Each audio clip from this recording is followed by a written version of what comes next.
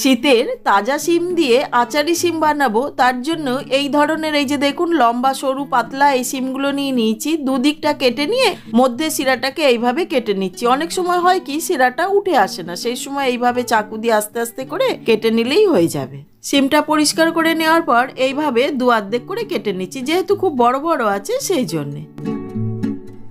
শিমের সাথে নিয়ে নিচ্ছি 4টি টমেটো, সেটাকে এবার খুব ভালো করে ধুয়ে নিচ্ছি। এবার আচারি মশলাটা বানানোর জন্য প্রথমেই শুকনো তাওয়ার মধ্যে দিয়ে দিচ্ছি 2টো শুকনো লঙ্কা আর 5 ফোড়ন দিয়ে ড্রাই রোস্ট করে নিয়ে এবার এটাকে গুঁড়ো করে নেব। এটা একদম পাউডার হবে না, একটুখানি দানা দানা থাকবে।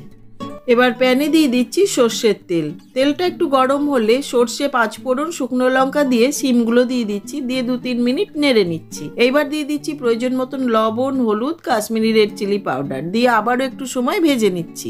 এবার ধুয়ে রাখা টমেটোগুলোকে পাতলা পাতলা করে কেটে নিয়ে শিমের মধ্যে দিয়ে দিচ্ছি, দিয়ে আবারও একটু সময় নেড়ে নিয়ে ওপর থেকে একটা কাঁচা লঙ্কা দিয়ে কিছু সময়ের জন্য একটা ঢাকনা দিয়ে দিলাম। এবার ঢাকা খুলে দেখে নিচ্ছি শিমটা ভালো মতন সেদ্ধ হয়েছে কিনা। হ্যাঁ, হয়ে গেছে। এবার ওপর থেকে দিয়ে দিচ্ছি অল্প একটু গুড় আর আগের থেকে ভেজে গুঁড়িয়ে রাখা 5 ফোড়ন দিয়ে খুব ভালো করে নেড়ে মিশিয়ে নিচ্ছি। এই রেসিপিতে জলের তো ব্যবহার নেই, সেই জন্য ঢাকা দিয়ে সেদ্ধ করে নিতে হবে। 2-1 ঢাকা খুলে ঢাকা দিয়ে শিমটাকে খুব ভালো করে সেদ্ধ করে নেবেন। একটা প্লেটে বেড়ে নিয়ে ওপর থেকে দিয়ে দিচ্ছি কাঁচা সর্ষের তেল। তৈরি হয়ে গেল আচারি শিম। আপনারা রুটি পরোটার সাথে সাথে ভাতের সাথেও কিন্তু খেতে পারবেন।